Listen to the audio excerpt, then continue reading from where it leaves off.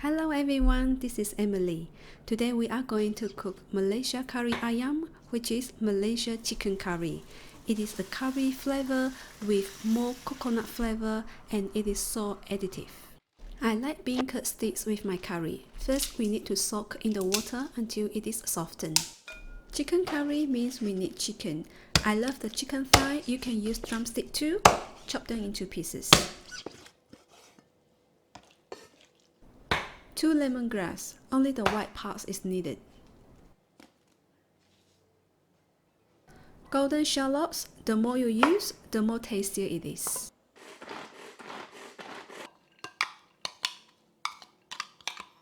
Curry leaf, something that you shouldn't miss in cooking Malaysia curry. Now, come to the most important part. If you are looking for the easiest way to cook Kari Ayam and want 100% of successful rate, I strongly recommend you use the curry paste instead of curry powder because all the spices are already prepared for you. You just need lemongrass, shallots, curry leaves, and of course the coconut. The bean curd stick is softened and ready to be used. So these are all the ingredients that we need to cook the Kari Ayam. Evaporated milk is my little secret, and also don't forget the coconut milk.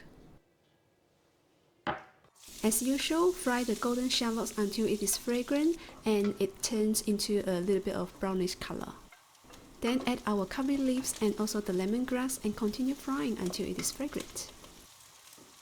Next, add the curry paste and keep toasting until the oil is separated.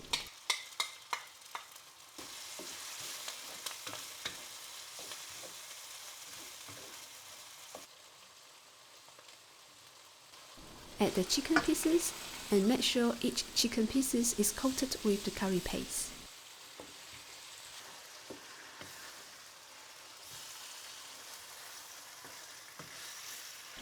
Add the water, about 2/3 of the chicken, and cover with lid and let it simmer. Don't forget to give it a quick stir in the middle of cooking. When the chicken is half cooked, add the bean curd stick. The bean curd stick will normally take 15 to 25 minutes to be cooked properly and to become really soft. This is how the bean curd looks like when it is fully cooked. By the way, you can also use eggplants or potatoes to replace the bean curd. The chicken is now cooked as well, so it's time for us to add the coconut milk and evaporated milk. The purpose of adding the evaporated milk is to give our curry a more creamy flavor and taste. When the curry is boiled again, turn off the heat and it is ready to be served. Don't boil the coconut for too long.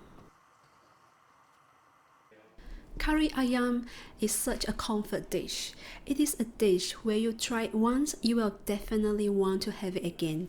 And it is perfect to be served with steamed rice, roti canai or paratha. I highly recommend you give it a go.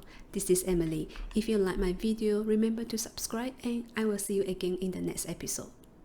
With the remaining of the evaporated milk, we can make a dessert. You need grass jelly.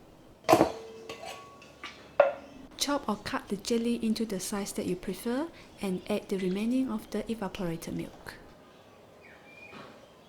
Then add some sugar and some ice and it is ready to be served.